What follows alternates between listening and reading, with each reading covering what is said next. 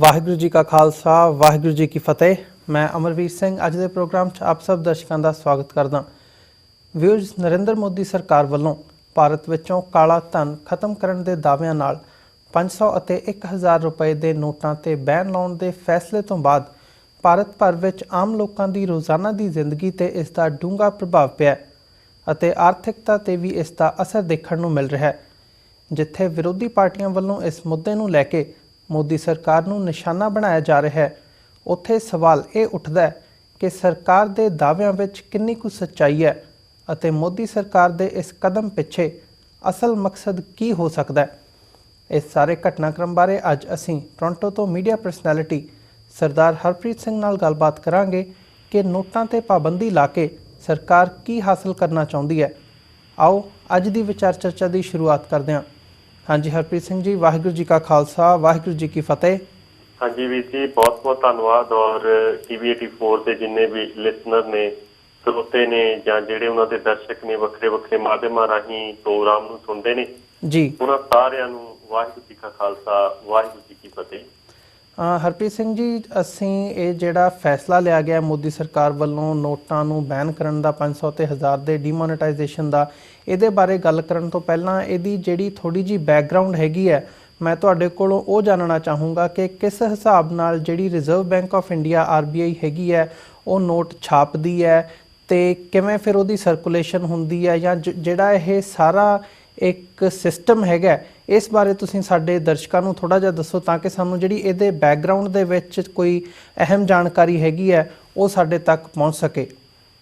हाँ जी वीर जी, पहला मैं ये जरूर इत्थे तस्लीम करना चाहांगा कि सुख नाल जदों पढ़ाई लिखाई का टाइम सीगा उदों बहुत ज़्यादा गंभीरता दे नाल लिया नहीं। सानूं भावें कि इकनॉमिक्स दे काफ़ी कोर्सेज हुंदे सी जी, पर उन्हां समयां दे विच एक तां उम्र इहो जी हुंदी सी और एक थोड़ा जिहा एडवेंचरस बनन दी एक तुहाडे च जिहड़ी रुचि वो ज़्यादा हुंदी सी। सो वक्रे वक्रे ढंगां तरीकिਆਂ ਦੇ ਨਾਲ ਉਹ ਜਿਹੜੇ ਕੋਰਸ ਨੇ ਉਹ ਕਲੀਅਰ ਕੀਤੇ ਸੀ। पर ਜਿਹੜੀ ਇਕਨੋਮੀ ਦੇ ਵਿੱਚ ਮੋਟਾ ਇੰਨਾ ਕੁ ਜ਼ਰੂਰ ਕਹਿਣਾ ਚਾਹਾਂਗਾ ਕਿ ਇਹ ਨੋਟ ਜਿਹੜੇ ਨੇ ਉਹ ਛਾਪੇ ਜਾਂਦੇ ਨੇ ਕਿ ਤੁਹਾਡੀ ਇਕਨੋਮੀ ਕਿੰਨੀ ਆ, ਤੁਹਾਡੀ GDP ਕਿੰਨੀ ਆ। ਮੰਨ ਲਓ ਮੈਂ ਇਹ ਕਹਿਣਾ ਕਿ ਸੂਈ ਤੋਂ ਲੈ ਕੇ ਜਹਾਜ਼ ਤੱਕ ਜਿਹੜੀ ਆ ਤੁਹਾਡੀ ਇੱਕ ਇਕਨੋਮੀ ਮੰਨ ਲਓ ਕਿ $100 ਬਿਲੀਅਨ ਦੀ ਆ ਜੀ। ਤੇ ਮੋਸਟਲੀ ਭਾਰਤ ਵਰਗੇ ਮੁਲਕ ਦੇ ਵਿੱਚ ਜਿਹੜਾ ਕੈਸ਼ ਫਲੋ ਜਾਂ ਜਿਹੜਾ ਕੈਸ਼ ਦੀ ਛਪਾਈ ਹੁੰਦੀ ਆ 12-14% ਦੇ ਹਿਸਾਬ ਦੇ ਨਾਲ ਹੁੰਦੀ ਆ ਜੀ। ਪਰ ਜ਼ਿਆਦਾ ਤੌਰ ਦੇ ਉੱਤੇ ਇਹ ਦੇਖਿਆ ਜਾਂਦਾ ਕਿ ਕਿਸੇ ਕੰਟਰੀ ਦੇ ਕੋਲ ਕਿੰਨੇ ਵਰਥ ਦੀ ਜਿਹੜੀ ਹੈਗੀ ਆ ਉਹ ਸੋਨਾ ਹੈਗੀ, ਸੋਨਾ ਜਿਹੜਾ ਹੈਗਾ ਕਿੰਨੇ ਵਰਥ ਦਾ। ਹੁਣ ਮੰਨ ਲਓ ਕਿਸੇ ਇੱਕ ਪਰਿਵਾਰ ਦੇ ਵਿੱਚ 10 ਜੀ ਨੇ, ਉਸ ਪਰਿਵਾਰ ਨੂੰ ਤੁਸੀਂ ਦੇਸ਼ ਮੰਨ ਲਓ, ਉਸ ਪਰਿਵਾਰ ਨੂੰ ਤੁਸੀਂ ਇੱਕ ਸਿਸਟਮ ਮੰਨ ਲਓ ਕਿ ਉਹਦੇ ਵਿੱਚ 10 ਜੀ ਨੇ ਤੇ ਉਹਨਾਂ ਦੇ ਕੋਲ 10 ਕਿਲੋ ਸੋਨਾ, ਤੇ ਜਿਹੜਾ ਉਹਨਾਂ ਦਾ ਮੁਖੀ ਹੈਗਾ ਉਹ ਇਹ ਕਹਿੰਦਾ ਵੀ ਸੋਨਾ ਮੇਰੇ ਕੋਲ ਹੈਗਾ, ਵੀ ਅਸੀਂ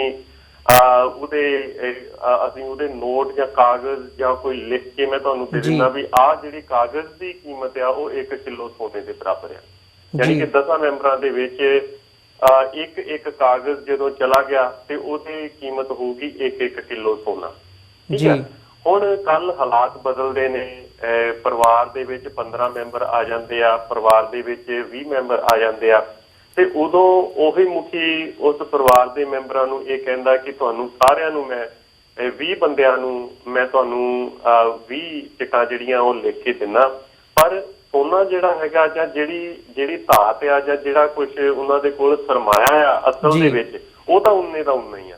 ਉਹ 10 ਕਿਲੋ ਜਿਹੜਾ ਪਹਿਲਾਂ ਕਿਹਾ ਜਾਂ ਉਹ ਉਨੇ ਦਾ ਉਨਾ ਹੀ ਆ, ਤੇ ਫਿਰ ਉਸ ਕਾਗਜ਼ ਦੀ ਕੀਮਤ ਜਿਹੜੀ ਹੈਗੀ ਆ ਉਹ ਅੱਧਾ ਕਿਲੋ ਸੋਨਾ ਰਿਹਾ ਨਹੀਂ ਜੀ। ਸੋ ਇਹ ਤਾਂ ਇੱਕ ਬੇਸਿਕ ਜਿਹਾ ਫਿਨੋਮੀਨਾ ਹੈਗਾ, ਬੇਸਿਕ ਜਿਹੀ ਇੱਕ ਕਿਸੇ ਇਕਨੋਮੀ ਦੇ ਪਿੱਛੇ ਜਾਂ ਕਿਸੇ ਦੇਸ਼ ਦੇ ਕਿੰਨੇ ਕੁ ਨੋਟ ਜਿਹੜੇ ਨੇ ਉਹ ਛਾਪੇ ਜਾ ਸਕਦੇ ਨੇ, ਉਹ ਡਿਪੈਂਡ ਕਰਦਾ ਹੈਗਾ ਕਿ ਉਹ ਮੁਲਕ ਕਿੰਨਾ ਅਮੀਰ ਆ ਧਾਤਾਂ ਦੇ ਤੌਰ ਦੇ ਉੱਤੇ, ਖਾਸ ਤੌਰ ਦੇ ਉੱਤੇ ਸੋਨੇ ਦੇ ਕਿੰਨੇ ਰਿਜ਼ਰਵ ਜਿਹੜੇ ਉਹ ਹੈਗੇ ਨੇ। ਸੋ ਇੰਨੀ ਕੁ ਬੁਨਿਆਦੀ ਜਿਹੜੀ as a layman's language, in a layman's language ਆਪਾਂ ਇਹੀ ਗੱਲ ਇਹ ਕਹਿ ਸਕਦੇ ਕਿ ਮੋਟਾ ਜਿਹੜਾ ਅਸੀਂ ਇਸ ਚੀਜ਼ ਤੋਂ ਕਿਆਸੇ ਲਾ ਸਕਦੇ ਜਾਂ ਇਸ ਚੀਜ਼ ਨੂੰ ਸਮਝ ਸਕਦੇ ਹਾਂ। ਹਾਂ, ਇੱਕ ਚੀਜ਼ ਹੋਰ ਹੈਗੀ ਆ, ਮੰਨ ਲਓ ਕਿ ਉਹ 10 ਕਿਲੋ ਦਾ ਜਿਵੇਂ ਜਿਵੇਂ ਉਹਨਾਂ ਦੇ ਮਨੁੱਖ ਵੱਧਦੇ ਨੇ ਉਹਨਾਂ ਦੇ ਕੋਲ ਸੋਨਾ ਵੀ ਕਿਤੇ ਆ ਜਾਂਦਾ, ਤੇ ਫਿਰ ਉਸ ਹਿਸਾਬ ਦੇ ਨਾਲ ਅਸੀਂ ਇਹ ਕਹਿੰਦੇ ਆ ਵੀ ਉਸ ਇੱਕ ਪਰਚੀ ਦੀ ਕੀਮਤ ਜਿਹੜੀ ਹੈਗੀ ਆ ਉਹ 1 ਕਿਲੋ ਹੀ ਸੋਨਾ ਰਹਿੰਦੀ ਆ। ਪਰ ਇਹੋ ਜਿਹੀ ਜਿਹੜੀ ਚੀਜ਼ ਅਸਲੀਅਤ ਦੇ ਵਿੱਚ ਕਦੀ ਵਾਪਰਦੀ ਨਹੀਂ ਹੁੰਦੀ, ਖਾਸ ਕਰਕੇ ਭਾਰਤ ਵਰਗੇ, ਕਿਉਂਕਿ ਅਸੀਂ ਗੱਲ ਭਾਰਤ ਵਰਗੇ ਮੁਲਕਾਂ ਦੀ ਕਰਨ ਜਾ ਰਹੇ ਹਾਂ ਤੇ ਉਸ ਚੀਜ਼ ਦੇ ਵਿੱਚ, ਉਸ ਸਿਨੈਰੀਓ ਦੇ ਵਿੱਚ ਆਹ ਚੀਜ਼ਾਂ ਪੋਸੀਬਲ ਨਹੀਂ ਹੈਗੀਆਂ। ਸੋ ਮੇਰਾ ਖਿਆਲ ਹੈ ਕਿ ਇੰਨੀ ਕੁ ਗੱਲ ਜਿਹੜੀ ਹੈਗੀ ਆ ਮੈਂ ਇਸ ਸਮੇਂ ਸਮਝਾ ਸਕਦਾ। ਜੀ ਬਿਲਕੁਲ। ਹਰਪ੍ਰੀਤ ਸਿੰਘ ਜੀ, ਜਦੋਂ ਇਹ ਫੈਸਲਾ ਲਿਆ ਗਿਆ ਕਿ ਜਿਹੜੇ 1000 ਦੇ ਨੋਟ ਨੇ ਤੇ 500 ਦੇ ਨੋਟ ਨੇ ਉਹਨਾਂ ਤੇ ਬੈਨ ਲਾ ਦਿੱਤਾ ਗਿਆ, ਤਾਂ ਇਹਨੂੰ ਤੁਸੀਂ ਕਿਵੇਂ ਦੇਖਦੇ ਹੋ? ਦਾਅਵੇ ਕੀਤੇ ਗਏ ਨੇ ਕਿ ਜਿਹੜਾ ਇਹਦੇ ਨਾਲ ਬਲੈਕ ਮਨੀ ਦਾ ਫਲੋ ਹੈਗਾ ਜਾਂ ਜਿਹੜਾ ਪੈਸਾ ਰੁਕਿਆ ਹੋਇਆ ਇੱਕ ਥਾਂ ਤੇ ਦੱਬਿਆ ਹੋਇਆ ਕਿਤੇ ਸਰਕੂਲੇਸ਼ਨ ਦੇ ਵਿੱਚ ਨਹੀਂ ਹੈਗਾ, ਉਹਨੂੰ ਇਹਦੇ ਨਾਲ ਟਰੈਕ ਕੀਤਾ ਜਾ ਸਕਦਾ ਤੇ ਜਿਹੜੀ ਨਵੀਂ ਕਰੰਸੀ ਦਾ ਇਨਫਲੋ ਹੋਣਾ ਜਦੋਂ, ਤਾਂ ਉਹ ਸਾਰਾ ਵਾਈਟ ਦੇ ਵਿੱਚ ਹੋਣਾ। ਸੋ ਇਹ ਫੈਸਲੇ ਨੂੰ ਤੁਸੀਂ ਕਿਵੇਂ ਦੇਖਦੇ ਹੋ ਕਿ ਆਰਥਿਕਤਾ ਤੇ ਇਹਦਾ ਕਿਵੇਂ ਅਸਰ ਪੈਂਦਾ, ਤੇ ਇਹਦੇ ਪਿੱਛੇ ਜੋ ਕਿਹਾ ਜਾ ਰਿਹਾ ਉਹੀ ਸੱਚ ਹੈ ਜਾਂ ਇਹਦੇ ਪਿੱਛੇ ਕੋਈ ਹੋਰ ਮਕਸਦ ਜਾਂ ਕੋਈ ਹੋਰ ਮਨਸ਼ਾ ਵੀ ਹੋ ਸਕਦੀ ਹੈ? ਵੀਰ ਜੀ, ਜੇ ਮੈਂ 2 ਅੱਖਰਾਂ 'ਚ ਇਹ ਗੱਲ ਕਹਿਣੀ ਹੋਵੇ ਤੇ ਫਿਰ ਮੈਂ ਇਹੀ ਕਹੂੰਗਾ ਕਿ ਮੋਦੀ ਦੀ ਇਹ ਇੱਕ ਤਾਸੀਰ ਆ, ਉਹਦੀ ਜ਼ਹਿਨੀਅਤ ਇਹੋ ਜਿਹੀ ਆ ਕਿ ਉਹਨੇ ਸਨਸਨੀ ਜਿਹੜੀ ਆ ਪੈਦਾ ਕਰਕੇ ਰੱਖਣੀ ਆ। ਚਾਹੇ ਉਹ ਸਰਜੀਕਲ ਸਟ੍ਰਾਈਕਾਂ ਦੀ ਸਨਸਨੀ ਹੋਵੇ, ਚਾਹੇ ਕਿਤੇ ਗੋਆ ਗਿਆ ਉੱਥੇ ਰੋਪ ਹੋਵੇ, ਚਾਹੇ ਲੋਕਾਂ ਨੂੰ ਇਮੋਸ਼ਨਲ ਕਰ ਲਵੇ, ਚਾਹੇ ਉਹ ਜਿਵੇਂ ਗੁਜਰਾਤ ਦੇ ਵਿੱਚ ਕਤਲੇਆਮ ਕੀਤੇ ਆ ਇਮੋਸ਼ਨਲ ਕਰਕੇ ਉਹ ਚੀਜ਼ਾਂ ਕਰ ਲਵੇ, ਤੇ ਚਾਹੇ ਹੁਣ ਜਿਹੜੀ ਆਹ ਸਨਸਨੀ ਉਹਨੇ ਹੁਣ ਫੈਲਾਈ ਆ। ਦੇਖੋ, ਕੋਈ ਵੀ ਜੇਟਲੀ ਹੁਣ ਉੱਥੋਂ ਦਾ ਫਾਈਨੈਂਸ ਮਿਨਿਸਟਰ ਆ, ਆਪਾਂ ਇਹ ਨਹੀਂ ਕਹਿ ਸਕਦੇ ਕਿ ਵੈਸੇ ਤਾਂ ਉਹ ਪਿਛਲੇ ਬੂਹੇ ਉਹਦੀ ਐਂਟਰੀ ਹੋਈ ਆ, ਭਾਵੇਂ ਕਿ ਇਲੈਕਟਡ ਨਹੀਂ ਹੈਗਾ, ਲੋਕਾਂ ਨੇ ਜਿਹੜਾ ਉਹਨੂੰ ਫਤਵਾ ਦਿੱਤਾ ਸੀ ਉਹ ਨਹੀਂ ਸੀ ਹੈਗਾ, ਪਰ ਅਸੀਂ ਉਹ ਗੱਲ ਨਹੀਂ ਕਰ ਰਹੇ। ਹੁਣ ਅਸੀਂ ਗੱਲ ਵਾਸਤਵਿਕਤਾ ਦੀ ਕਰਨੀ ਆ, ਗੱਲ ਅਸੀਂ ਅਸਲੀਅਤ ਦੀ ਕਰਨੀ ਆ। ਦੇਖੋ, ਭਾਰਤ ਦੀ ਜਿਹੜੀ ਟੋਟਲ ਅਰਥ ਵਿਵਸਥਾ ਹੈਗੀ ਆ ਜਾਂ ਟੋਟਲ ਇਕੋਨਮੀ, ਉਹਦੇ ਵਿੱਚ ਕੋਈ 16,63,000 ਕਰੋੜ ਰੁਪਏ ਦੇ ਜਿਹੜੇ ਨੋਟ ਨੇ ਉਹ ਸਰਕੂਲੇਟ ਹੋ ਰਹੇ ਨੇ ਜੀ। ਤੇ 16,63,000 ਕਰੋੜ ਨੂੰ ਜੇਕਰ ਮੈਂ ਸਿੰਪਲ ਉਹਦੇ 'ਚ ਲਿਜਾਣਾ ਹੋਵੇ ਗਿਣਤੀ ਮਿਣਤੀ ਦੇ, ਤੇ ਉਹ ਬਣਦੇ ਨੇ 166 ਖਰਬ 30 ਅਰਬ ਰੁਪਈਏ ਜੀ। ਹੁਣ ਇਹਨਾਂ ਨੂੰ ਜੇ ਅਸੀਂ ਔਸਤਨ ਜੇ ਅਸੀਂ ਇਹ ਕਰ ਲਈਏ ਕਿ ਕੋਈ 125 ਕਰੋੜ ਬੰਦਾ ਜਿਹੜਾ ਹੈਗਾ ਆ ਉਹ ਭਾਰਤ ਦੇ ਵਿੱਚ ਹੈਗਾ, ਜਿਹੜੀ ਉਹਨਾਂ ਦੀ ਪਾਪੂਲੇਸ਼ਨ ਹੈਗੀ ਆ, ਤੇ ਉਸ ਹਿਸਾਬ ਦੇ ਨਾਲ ਇੱਕ ਬੰਦੇ ਦੇ ਕੋਲ ਉਹ ਕੋਈ 13,304 ਰੁਪਏ ਦੇ ਨੋਟ ਜਿਹੜੇ ਨੇ ਉਹ ਆਉਣੇ ਚਾਹੀਦੇ ਸੀ, 13,000 ਉਹਦੇ ਖਾਤੇ 'ਚ। ਯਾਨੀ ਕਿ ਤੁਸੀਂ ਇਹ ਹਿਸਾਬ ਲਾ ਲਓ ਕਿ ਜਿਹਦੇ ਘਰ ਦੇ ਮੈਂਬਰ ਇਹ ਚਾਹੇ 1 ਮਹੀਨੇ ਦਾ ਬੱਚਾ ਤੇ ਚਾਹੇ ਉਹ 90 ਸਾਲ ਦਾ ਬੁੜਾ, ਉਹਨਾਂ ਦੇ ਕੋਲ ਹਰੇਕ ਦੇ ਖਾਤੇ ਦੇ ਵਿੱਚ 13,300 ਦੇ ਕਰੀਬ ਜਿਹੜੇ ਸੀਗੇ ਉਹ ਰੁਪਈਏ ਹੋਣੇ ਚਾਹੀਦੇ ਸੀ, ਜਿਨ੍ਹਾਂ ਦੀ 7 ਦੀ ਫੈਮਿਲੀ ਆ ਤੇ ਉਹ ਇੱਕ ਹਿਸਾਬ ਨਾਲ ਲੱਖਾਪਤੀ ਹੋਣਾ ਚਾਹੀਦਾ ਸੀ, ਜਿਹੜੀ ਕਿ ਅਸਲੀਅਤ ਤੋਂ ਬਹੁਤ ਦੂਰ ਆ ਜੀ। ਹੁਣ ਇਹਨਾਂ ਦਾ ਹੀ ਇਹ ਕਹਿਣਾ ਆ ਕਿ ਭਾਰਤ ਦੀ ਜਿਹੜੀ 500 ਰੁਪਈਏ ਦੀ ਜਾਂ 1,000 ਰੁਪਈਏ ਦੀ ਜਿਹੜੀ ਕਰੰਸੀ ਸੀ ਉਹ ਕੋਈ 86.4% ਜਿਹੜੀ ਆ ਉਹ ਆਲ ਟੂਗੈਦਰ 500 ਤੇ 1000 ਰੁਪਈਏ ਦੇ ਨੋਟ ਨੇ ਜੀ। ਹੁਣ ਕੰਪੈਰੀਜ਼ਨ ਅਸੀਂ ਦੋਨੇ ਪਾਸੇ ਕਰਾਂਗੇ। ਹੁਣ 86.4% ਜਿਹੜੀ ਸਰਕੂਲੇਟ ਹੋ ਰਹੀ ਆ ਉਹ ਜਾਨੀ ਕਿ ਬਣਦੀ ਆ 143 ਖਰਬ 68 ਅਰਬ 32 ਕਰੋੜ ਰੁਪਈਏ ਇਹ ਬਣਦੀ ਆ। ਜਾਨੀ ਕਿ ਜੇ ਅਸੀਂ ਡਾਲਰਾਂ ਦੇ ਵਿੱਚ ਲਿਆਣਾ ਹੋਵੇ ਤੇ ਕੋਈ 277 ਬਿਲੀਅਨ 166 ਮਿਲੀਅਨ ਡਾਲਰ ਦੇ ਕਰੀਬ ਉਹ ਸਾਰੀ ਦੀ ਸਾਰੀ ਅਮਾਉਂਟ ਬਣਦੀ ਆ, ਜਿਹੜੀ ਕਿ ਇਹਨਾਂ ਨੇ ਹੁਣ ਸਰਕੂਲੇਸ਼ਨ ਚੋਂ ਹਟਾਉਣੀ ਆ ਜੀ। ਹੁਣ 277 ਬਿਲੀਅਨ ਨੋਟ, ਜਸਟ ਇਮੇਜਿਨ ਕਰਕੇ ਦੇਖੋ ਤੁਸੀਂ ਵੀ 277 ਬਿਲੀਅਨ ਨੋਟ ਜਾਂ 143 ਖਰਬ ਰੁਪਈਆ ਤੁਸੀਂ ਛਾਪਣਾ ਹੋਵੇ 2000 ਦੇ ਨੋਟਾਂ ਦਾ ਜੀ। ਤੇ ਜਸਟ ਇਮੇਜਿਨ ਕਰੋ ਵੀ ਤੁਹਾਨੂੰ ਕਿੰਨੀ ਪ੍ਰਿੰਟ ਚਾਹੀਦੀ ਆ, ਤੁਹਾਨੂੰ ਉਹਦੇ ਦੇਸ਼ ਦੇ ਕੋਨੇ-ਕੋਨੇ ਦੇ ਵਿੱਚ ਤੁਹਾਨੂੰ ਪਹੁੰਚਾਉਣ ਦੇ ਲਈ ਤੁਹਾਨੂੰ ਕਿੰਨਾ ਲੇਬਰ ਕਰਨੀ ਪੈਣੀ ਆ, ਤੁਹਾਨੂੰ ਕਿੰਨੇ ਕੁ ਐਫੀਸ਼ੀਐਂਟ ਹੋਣਾ ਪੈਣਾ ਉਸ ਲਿਹਾਜ਼ ਦੇ ਨਾਲ। ਔਰ ਜੋ ਹਾਲਾਤ ਨੇ ਭਾਰਤ ਦੇ ਵਰਗੇ ਮੁਲਕ ਦੇ, ਕਿ ਉਹਨਾਂ ਹਾਲਾਤਾਂ ਦੇ ਵਿੱਚ ਇੰਨੀ ਕਾਰਗੁਜ਼ਾਰੀ ਜਿਹੜੀ ਹੈਗੀ ਆ, ਇੰਨੀ ਐਫੀਸ਼ੀਐਂਟ ਜਿਹੜੀ ਕਾਰਗੁਜ਼ਾਰੀ ਆ ਕਿ ਉਹ ਅਸੀਂ ਉੱਥੇ ਸਪੈਕੂਲੇਟ ਕਰ ਸਕਦੇ ਆ? ਮੇਰਾ ਖਿਆਲ ਨਹੀਂ ਕਰ ਸਕਦੇ। ਜੀ 86% ਜਿਹੜਾ ਨੋਟ ਸੀਗਾ ਉਹ ਉਹਨਾਂ ਨੇ ਸਰਕੂਲੇਸ਼ਨ ਤੋਂ ਬਾਹਰ ਕੱਢ ਕੇ ਤੇ 2000 ਦੇ ਨੋਟ ਸਰਕੂਲੇਸ਼ਨ 'ਚ ਲੈ ਕੇ ਆਉਣੇ ਸੀ। ਹੁਣ ਜੀ ਇਹ 3-4 ਕਾਰਨ ਇਹਨੇ ਦੱਸੇ ਨੇ ਮੋਦੀ ਉਹਨਾਂ ਨੇ ਵੀ ਇੱਕ ਤਾਂ ਕਾਲਾ ਧਨ ਜਿਹੜਾ ਆ ਉਹ ਬਾਹਰ ਆ ਸਕੇ, ਜਿਹੜੀ ਤੁਸੀਂ ਵੀ ਗੱਲ ਕੀਤੀ ਆ। ਜੀ ਦੂਸਰੀ ਬਿਲਕੁਲ ਗੱਲ ਕੀਤੀ ਸੀਗੀ ਵੀ ਜਿਹੜਾ ਨਕਲੀ ਧਨ ਹੈਗਾ ਜਾਂ ਨਕਲੀ ਧਨ ਜਿਹੜੇ ਕਾਉਂਟਰਫੀਟ ਜਿਹੜੇ ਨੋਟ ਨੇ, ਨਕਲੀ ਨੋਟ ਨੇ ਜਿਹੜੇ ਉਹ ਬਾਹਰ ਆਏ। ਹੁਣ ਬੜੀ ਹਾਸੇ ਵਾਲੀ ਗੱਲ ਇੱਥੇ ਇੱਕ ਹੋਰ ਵੀ ਮੈਂ ਤੁਹਾਨੂੰ ਇਹ ਦੱਸਣੀ ਚਾਹੁੰਦਾ, ਇਹ ਜਿਹੜਾ ਵਿੱਤ ਮੰਤਰੀ ਸੀ ਉਹਨੇ ਅਗਸਤ ਮਹੀਨੇ ਦੇ ਵਿੱਚ ਇੱਕ ਕਿਸੇ ਨੇ ਸਵਾਲ ਪੁੱਛਿਆ ਸੀ ਕਿ ਉਹਨਾਂ ਨੇ ਨਾ ਇੱਕ ਨੈਸ਼ਨਲ ਸਿਕਿਉਰਿਟੀ ਦਾ ਜਿਹੜਾ ਇੱਕ ਹਊਆ ਹਮੇਸ਼ਾ ਕ੍ਰੀਏਟ ਕਰਕੇ ਰੱਖਦੇ ਨੇ ਇਹ, ਤੇ ਕੋਈ ਤੁਸੀਂ ਸਵਾਲ ਨਹੀਂ ਪੁੱਛਣਾ ਕਿਉਂਕਿ ਦੇਸ਼ ਦੀ ਆਜ਼ਾਦੀ ਨੂੰ ਖਤਰਾ, ਦੇਸ਼ ਦੀ ਏਕਤਾ ਨੂੰ ਖਤਰਾ, ਦੇਸ਼ ਦੀ ਸਿਕਿਉਰਿਟੀ ਨੂੰ ਖਤਰਾ। ਹਮੇਸ਼ਾ ਇਹਨਾਂ ਦੇ ਜਿੰਨੇ ਵੀ ਇਹਨਾਂ ਦੇ ਲੀਡਰ ਆਉਂਦੇ ਨੇ, ਜੇ ਇੰਦਰਾ ਗਾਂਧੀ ਆਉਂਦੀ ਆ ਤਾਂ ਵੀ ਉਹ ਜਦੋਂ ਉਹਨੇ ਐਮਰਜੈਂਸੀ ਲਾਉਣੀ ਹੁੰਦੀ ਆ ਤੇ ਉਹ ਇਹ ਕਹਿ ਦਿੰਦੀ ਆ, ਉਹਦਾ ਸਲੋਗਨ ਇਹ ਹੁੰਦਾ ਵੀ nation is important than democracy, ਜਿਹੜਾ ਕਿ ਬਹੁਤ ਹੀ ਬੇਸਲੈਸ ਇੱਕ ਕਿਸਮ ਦਾ ਸਲੋਗਨ ਸੀਗਾ। ਇਹਨਾਂ ਦਾ ਵੀ ਇਹੀ ਹਾਲ ਹੈਗਾ। ਜਿੱਥੇ ਤੁਹਾਨੂੰ ਸਵਾਲ ਜੇ ਪੁੱਛ ਲਵੇ ਸਰਜੀਕਲ ਸਟ੍ਰਾਈਕ ਕਿੱਦਾਂ ਕੀਤੀ ਤੁਸੀਂ, ਤੇ ਉਹ ਆ ਜਾਂਦਾ ਵੀ ਤੁਹਾਡਾ ਤਾਂ ਭਾਈ ਇਹ ਦੇਸ਼ ਦੀ ਜਿਹੜੀ ਏਕਤਾ ਅਖੰਡਤਾ ਦਾ ਖਤਰਾ, ਤੁਸੀਂ ਤਾਂ ਅੱਤਵਾਦੀਆਂ ਨੂੰ ਉਹ ਕਰਦੇ ਪਏ ਆ, ਸਪੋਰਟ ਕਰਦੇ ਪਏ ਆ। ਹੁਣ ਇਹਦੇ ਵਿੱਚ ਵੀ ਇਹੀ ਚੀਜ਼ ਆ। ਹੁਣ ਜੇਟਲੀ ਨੇ ਇਹ ਗੱਲ ਕਹੀ ਸੀਗੀ ਕਿ ਜਿਹੜੀ ਟੋਟਲ ਸਰਕੂਲੇਸ਼ਨ ਹੈਗੀ ਆ ਉਹਦਾ ਸਿਰਫ 0.02% ਜਿਹੜਾ ਉਹ ਨਕਲੀ ਨੋਟ ਨੇ। ਉਹ ਯਾਨੀ ਕਿ 166 ਖਰਬ 30 ਅਰਬ ਰੁਪਈਏ ਦੀ ਜੇ ਅਸੀਂ 0.02% ਦੇ ਨਾਲ ਉਹ ਕੱਢਦੇ ਆ ਤੇ ਨਕਲੀ ਨੋਟ ਬਣਦੇ ਨੇ 332.60 ਕਰੋੜ। ਜੀ ਇੰਨੇ ਯਾਨੀ ਕਿ 332 ਕਰੋੜ ਦੇ ਨੋਟ ਨੇ ਜਿਹੜੇ ਨਕਲੀ ਨੇ, ਜਿਹੜੇ ਕੁਝ ਵੀ ਨਹੀਂ। ਆਪ ਹੀ ਦੱਸ ਰਹੀ ਤੁਹਾਨੂੰ, ਆ ਫਿਗਰ ਹੀ ਇਹ ਦੇ ਰਹੀ ਆ ਵੀ 0.02% ਜਿਹੜੇ ਨੋਟ ਨੇ ਉਹ ਨਕਲੀ ਨੇ। ਚਲੋ ਮੰਨ ਲਓ 0.02% ਜਿਹੜੇ ਨੋਟ ਨੇ ਉਹ ਵਾਸ਼ ਹੋ ਜਾਂਦੇ ਨੇ। ਫਿਰ ਅਗਲੀ ਗੱਲ ਇਹ ਕਰਦੇ ਹੈਗੇ ਨੇ ਕਾਲਾ ਧਨ ਬਾਹਰ ਆ ਸਕੇ। ਹੁਣ ਕਾਲਾ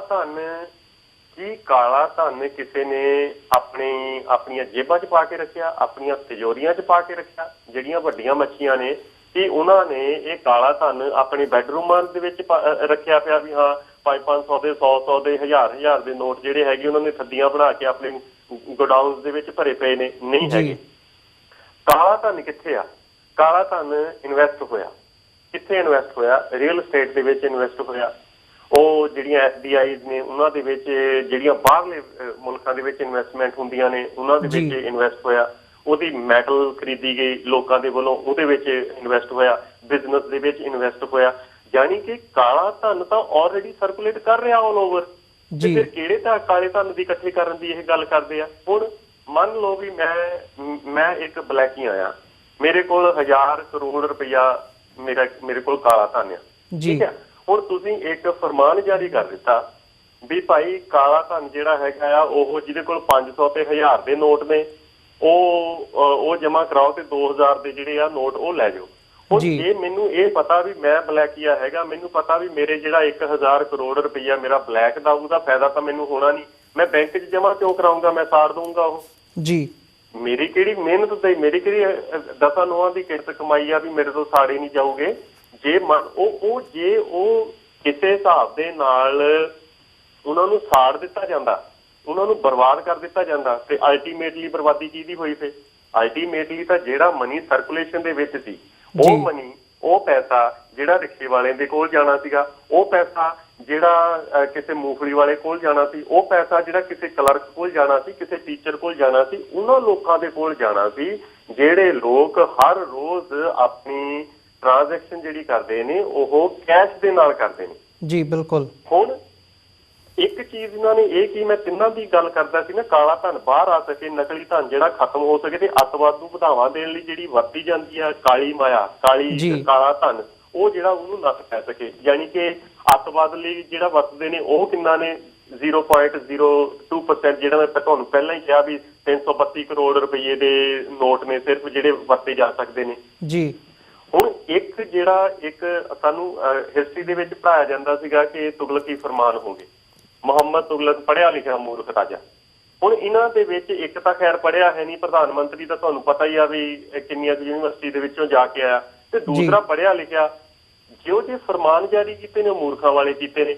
ਹੁਣ ਹੋ ਕੀ ਰਿਹਾ ਕਿ ਜਿਹੜੀ ਮਨੀ ਸਰਕੂਲੇਟ ਕਰ ਰਹੀ ਸੀ, ਕਿਸੇ ਮਛੁਆਰੇ ਕੋਲ ਜਾਣੀ ਸੀ, ਕਿਸੇ ਟਰੱਕ ਡਰਾਈਵਰ ਕੋਲ ਜਾਣੀ ਸੀ, ਕਿਸੇ ਢਾਬੇ ਵਾਲੇ ਕੋਲ ਜਾਣੀ ਸੀ, ਕਿਸੇ ਪਤੰਗਾ ਵਾਲੇ ਕੋਲ ਜਾਣੀ ਸੀ, ਕਿਸੇ ਮਰੂੰਡਿਆਂ ਵਾਲੇ ਕੋਲ ਜਾਣੀ ਸੀਗੀ। ਹੁਣ ਉਹ ਕੀ ਕੀਤਾ, ਉਹਨਾਂ ਦੀਆਂ ਲਾਈਨਾਂ ਲਵਾਤੀਆਂ। ਮੈਂ ਬਹੁਤ ਸਾਰੀਆਂ ਵੀਡੀਓਜ਼ ਇਹੋ ਜਿਹੀਆਂ ਦੇਖੀਆਂ ਜਿਨ੍ਹਾਂ ਦੇ ਵਿੱਚ ਲੋਕੀ ਲਿਟਰਲੀ ਗਾਲਾਂ ਕੱਢ ਰਹੇ ਨੇ, ਮਾਮਾ ਭੈਣਾਂ ਦੀਆਂ ਔਰਤਾਂ ਗਾਲਾਂ ਕੱਢ ਰਹੀਆਂ ਨੇ ਮੋਦੀ ਨੂੰ ਜੀ ਕਿ ਤੁਸੀਂ ਇਹ ਦੱਸੋ ਵੀ ਜਿਹੜਾ ਬੰਦਾ, ਔਰ ਬਹੁਤ ਸਾਰੀਆਂ ਲੋਕੀਆਂ ਸੱਪ ਬਲੇਮੇ ਪਾ ਕੇ ਉੱਥੇ ਲਾਈਨਾਂ ਬਣੀਆਂ ਪਈਆਂ, ਹਰੇਕ ਬੈਂਕ ਦੇ ਅੱਗੇ, ATM ਦੇ ਅੱਗੇ, ਉਹਨਾਂ ਦੇ ਵਿੱਚ 8-8 ਫੁੱਟ ਦਾ ਜਿਹੜਾ ਫਾਸਲਾ, ਉਹਦੇ ਲਈ 4 ਵਜੇ ਸਵੇਰ ਤੋਂ ਲਾਈਨਾਂ ਲੱਗੀਆਂ ਨੇ, 12:30 ਵਜੇ ਤੱਕ ਉਹ 8 ਫੁੱਟ ਦਾ ਫਾਸਲਾ ਜਿਹੜਾ ਸੀਗਾ 8 ਮੀਟਰ ਦਾ ਜਾਂ ਕਹਿ ਲਓ ਫਾਸਲਾ ਤੈਅ ਨਹੀਂ ਸੀ ਹੋਇਆ। ਕਿੰਨੀ ਐਫੀਸ਼ੀਐਂਸੀ ਹੈਗੀ ਆ ਇਹ। ਹੁਣ ਜਿਹੜੇ ਲੋਕ ਆਪਣਾ ਦਿਨ ਭਰ ਦਾ ਸਾਰੇ ਦਾ ਸਾਰਾ ਟਾਈਮ ਬੈਂਕਾਂ ਦੇ ਵਿੱਚ ਗੁਜ਼ਾਰ ਰਹੇ ਨੇ, ਬੈਂਕਾਂ ਤੋਂ ਬਾਅਦ ਉਹਨਾਂ ਨੂੰ ਪ੍ਰੋਪਰਲੀ ਉਹਨਾਂ ਦੇ ਪੈਸੇ ਨਹੀਂ ਮਿਲ ਰਹੇ।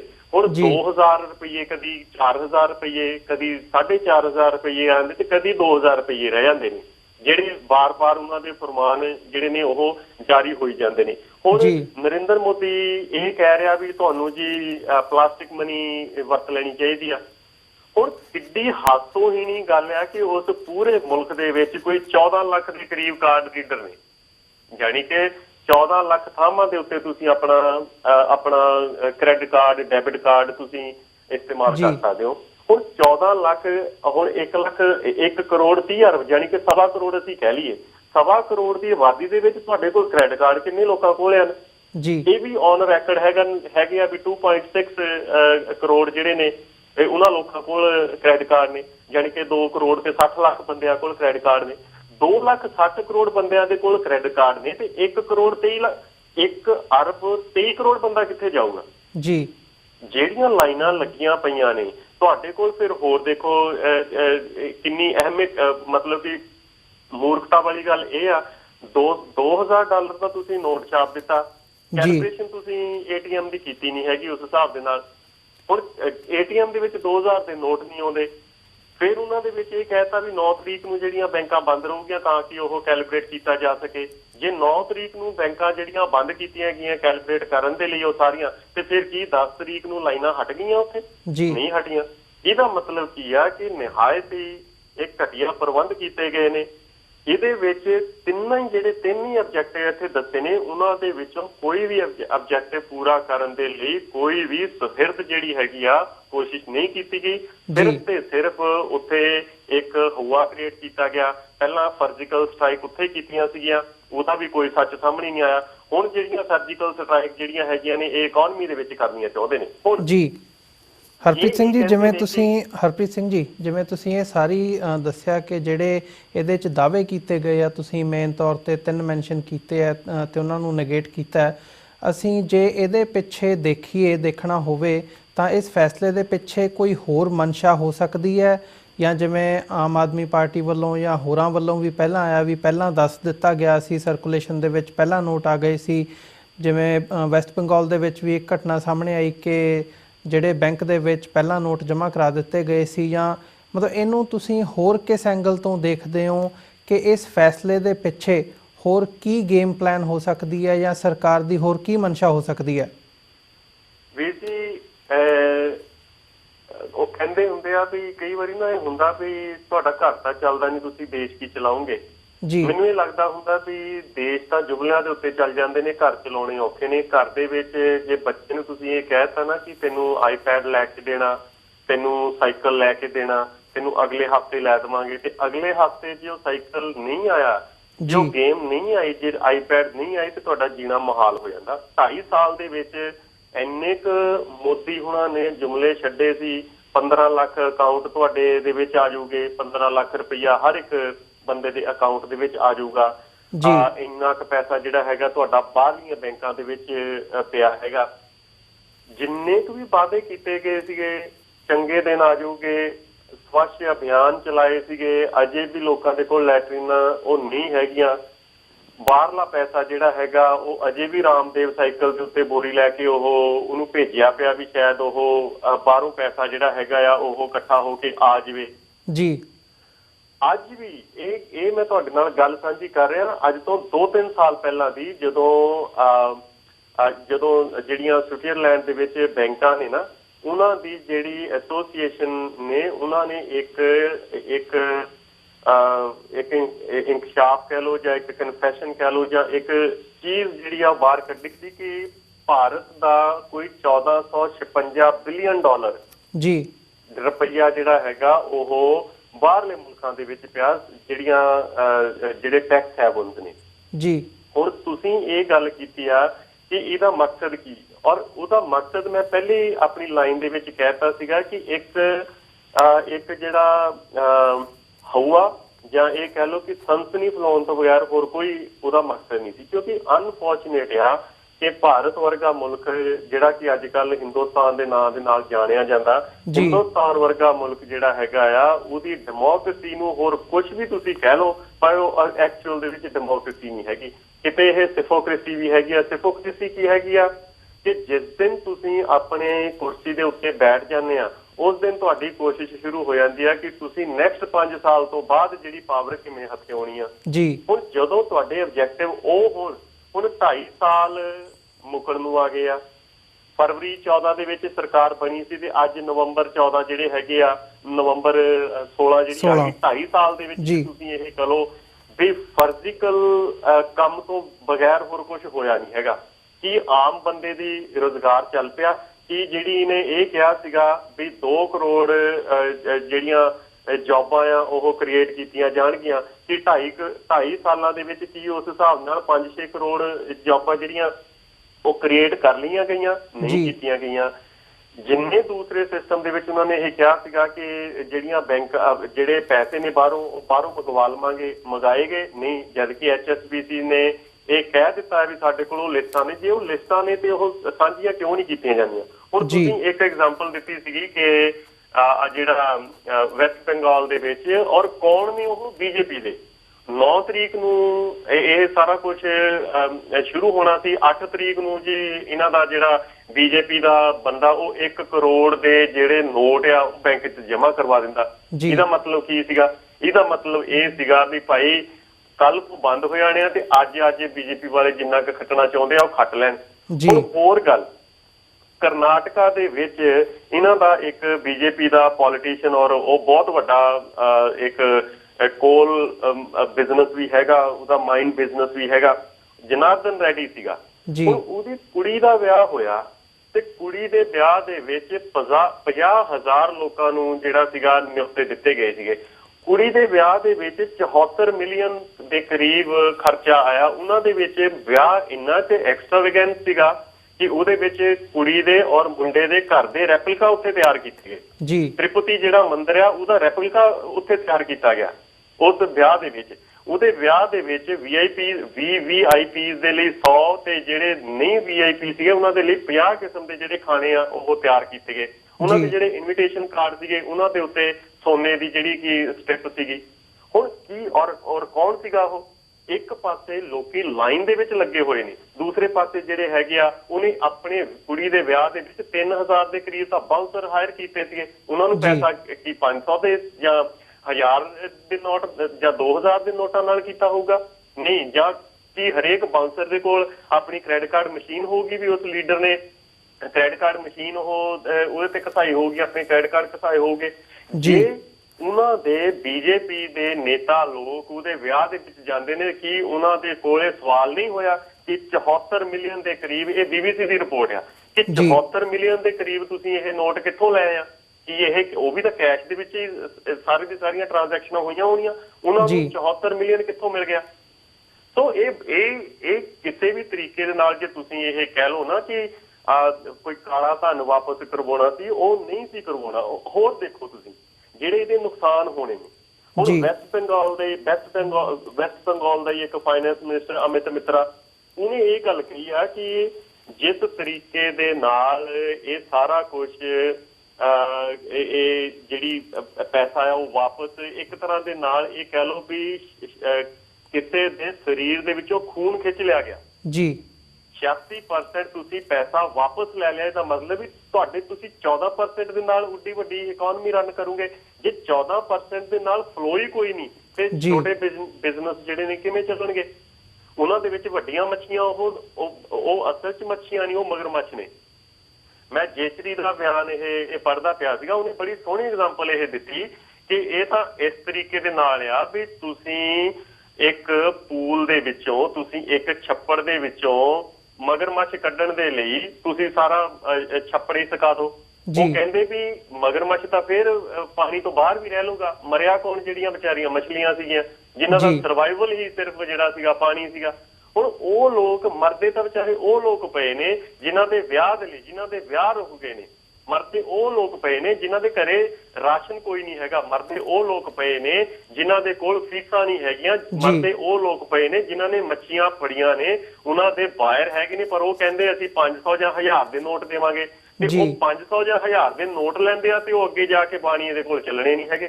ਹੁਣ ਇਸ ਹਿਸਾਬ ਦੇ ਨਾਲ ਇਹ ਵੀ ਇੱਕ ਕਿਆਤੇ ਲੱਗ ਰਹੇ ਨੇ ਕਿ ਹਰ ਰੋਜ਼ ਜਿਹੜਾ ਵੀ ਜੋ ਵੀ ਇਹਨਾਂ ਨੇ ਪ੍ਰੋਸੈਸ ਚਲਾਈ ਆ 25,000 ਕਰੋੜ ਰੁਪਏ ਦਾ ਨੁਕਸਾਨ ਇੱਕ ਦਿਨ ਦਾ ਹੋ ਰਿਹਾ। ਜਾਨੀ ਕਿ ਜੇ ਅਸੀਂ 365 ਦਿਨਾਂ ਦਾ ਇਹ ਨੁਕਸਾਨ ਕੱਢਣਾ ਹੋਵੇ ਤੇ ਜਿਹੜੀ ਅਮਰੀਕਨ ਡਾਲਰ ਦੇ ਵਿੱਚ 60 ਦੇ ਨਾਲ ਅਸੀਂ ਗੁਣਾ ਘਟਾਓ ਕਰਦੇ ਆ ਜੀ ਤੇ 152 ਬਿਲੀਅਨ 83 ਮਿਲੀਅਨ ਡਾਲਰ ਦਾ ਜਿਹੜਾ ਨੁਕਸਾਨ ਹੋਣਾ। ਔਰ ਇਸ ਨੁਕਸਾਨ ਦੇ ਲਈ ਜਿਹੜੀ ਇੰਡੀਅਨ ਇੱਕ GDP ਹੈਗੀ, ਜਿਹੜੀ ਆਲਮੋਸਟ 2 ਟ੍ਰਿਲੀਅਨ ਦੇ ਕਰੀਬ ਹੈਗੀ ਆ। ਹੁਣ ਉਸ 2 ਟ੍ਰਿਲੀਅਨ ਦੇ ਵਿੱਚੋਂ ਜੇ ਤੁਸੀਂ ਇੰਨਾ ਕੁ ਪੈਸਾ ਉਹ ਕੱਢ ਲਓਗੇ ਤੇ ਤੁਸੀਂ ਆਪ ਹੀ ਇਹ ਤਾਂ ਨੁਕਸਾਨ ਦੀ ਗੱਲ ਆ। ਪਰ ਉਸ ਚੀਜ਼ ਦੇ ਨਾਲ ਜਿਹੜੇ ਦੂਸਰੇ ਪਾਸੇ ਫਰਕ ਪੈਣਾ, ਉਹ ਦੇਖ ਲਓ ਕਿੰਨਾ ਵੱਡਾ ਫਰਕ ਪਏਗਾ। ਤੁਹਾਡੀ ਗਰੋਥ ਜਿਹੜੀ ਹੈਗੀ ਆ, ਔਰ ਇਹ ਵੀ ਇੱਕ ਕਿਆਸ ਰਾਈ ਕੀਤੀ ਗਈ ਆ ਕਿ ਜਿਹੜੀ ਗਰੋਥ ਅੱਜ 7% ਤੋਂ ਉੱਤੇ ਆ, ਉਹ 3.5% ਜਿਹੜੀ ਹੈਗੀ ਆ ਉਹ ਰਹਿ ਜਾਏਗੀ ਉਸ ਚੀਜ਼ ਦਾ। ਸੋ ਇਹਨਾਂ ਸਾਰੀਆਂ ਚੀਜ਼ਾਂ ਨੂੰ ਧਿਆਨ ਦੇ ਨਾਲ ਰੱਖਦੇ ਹੋਏ ਮੈਨੂੰ ਲੱਗਦਾ ਕਿ ਜਿਹੜੇ ਸਾਡੇ ਸਰੋਤੇ ਨੇ, ਜਿਹੜੇ ਸਾਡੇ ਲਿਸਨਰ ਨੇ, ਉਹ ਵਧੀਆ ਔਰ ਜੋ ਅੱਜ ਦੇ ਹਾਲਾਤ ਨੇ, ਚਾਹੇ ਕਿ ਇਹਨਾਂ ਗੱਲਾਂ ਦੀ ਪੂਰੀ ਸਾਨੂੰ ਸਮਝ ਨਾ ਵੀ ਹੋਵੇ ਕਿ ਕਿੰਨੇ ਕਰੋੜ ਉਸ ਇਕਨੋਮੀ ਚੋਂ ਨਿਕਲਣਾ, ਕਿੰਨੇ ਕਰੋੜ ਆਉਣਾ, ਕਿੰਨੇ ਲੋਕ ਵਸਦੇ ਨੇ, ਕਿਹਨਾਂ ਕੋਲ ਕ੍ਰੈਡਿਟ ਕਾਰਡ ਆ, ਕਿਹਨਾਂ ਕੋਲ ਨਹੀਂ ਹੈਗਾ, ਪਰ ਜੋ ਹਾਲਾਤ ਅੱਜ ਸਾਡੇ ਸਾਹਮਣੇ ਬਣੇ ਪਏ ਨੇ, ਉਹ ਹਾਲਾਤ ਅਸਲ ਦੇ ਵਿੱਚ ਉਸ ਅਸਲੀ ਜਿਹੜੀ ਰੂਪਰੇਖਾ ਜਾਂ ਉਹਦੀ ਸ਼ਕਲ ਆ, ਉਹ ਅੱਜ ਸਾਨੂੰ ਦਿਖਾਲ ਰਹੇ ਨੇ ਜੀ। ਇਹਨਾਂ ਦੇ ਵਿੱਚੋਂ ਕੋਈ ਵੀ, ਅਜੇ ਮੈਂ ਬਹੁਤ ਸਾਰੀਆਂ ਗੱਲਾਂ ਹੋਰ ਕਰਨੀਆਂ ਚਾਹੁੰਦਾ ਸੀ, ਪਰ ਮੈਨੂੰ ਪਤਾ ਵੀ ਮਿੰਟ ਸਿਰਫ 1-2 ਹੀ ਰਹਿ ਗਿਆ। ਪਰ ਮੈਂ ਅਖੀਰ ਦੇ ਵਿੱਚ ਫਿਰ ਇਹੀ ਕਹਿਣਾ ਕਿ ਜਿੰਨੇ ਜਿਹੜੇ ਆਬਜੈਕਟਿਵ ਸੀਗੇ, ਇਹਨਾਂ ਦੇ ਵਿੱਚੋਂ ਕੋਈ ਆਬਜੈਕਟਿਵ ਸ਼ਾਇਦ ਹੀ ਪੂਰਾ ਹੋਵੇ। ਹਾਂ, ਇਹ ਜ਼ਰੂਰ ਹੈ ਇੱਕ ਸਨਸਨੀ ਪੈਦਾ ਹੋਏਗੀ, ਉਹਦੇ ਵਿੱਚ ਲੋਕਾਂ ਨੂੰ ਵੱਡੀ ਖਬਰ ਯਾਦ ਰਹਿਣੀ, ਛੋਟੀਆਂ ਖਬਰਾਂ ਉਹ ਭੁੱਲਣੀਆਂ। ਤੇ ਮੈਨੂੰ ਇਹ ਲੱਗਦਾ ਕਿ ਇਹ ਜਿਹੜਾ ਇੱਕ ਕਲਾਬਾਜੀ ਮੋਦੀ ਸਰਕਾਰ ਨੇ ਦਿਖਾਈ ਹੈ, ਬਿਲਕੁਲ ਇੱਕ ਬਾਜੀਗਰ ਦੀ ਤਰ੍ਹਾਂ ਜੀ। ਹਰਪ੍ਰੀਤ ਸਿੰਘ ਜੀ, ਤੁਹਾਡਾ ਬਹੁਤ-ਬਹੁਤ ਧੰਨਵਾਦ। ਤੁਸੀਂ ਇਹ ਸਾਰੇ ਘਟਨਾਕ੍ਰਮ ਦੇ ਉੱਪਰ ਆਪਣੇ ਵਿਚਾਰ ਸਾਡੇ ਦਰਸ਼ਕਾਂ ਦੇ ਨਾਲ ਸਾਂਝੇ ਕੀਤੇ ਨੇ ਤੇ ਇਸ ਦੇ ਨਾਲ ਅੱਜ ਦੇ ਸ਼ੋਅ ਵਿੱਚ ਅਸੀਂ ਤੁਹਾਡੇ ਕੋਲੋਂ ਇੱਥੇ ਇਜਾਜ਼ਤ ਲੈਂਦੇ ਹਾਂ ਜੀ। ਵਾਹਿਗੁਰੂ ਜੀ ਕਾ ਖਾਲਸਾ, ਵਾਹਿਗੁਰੂ ਜੀ ਕੀ ਫਤਿਹ ਜੀ।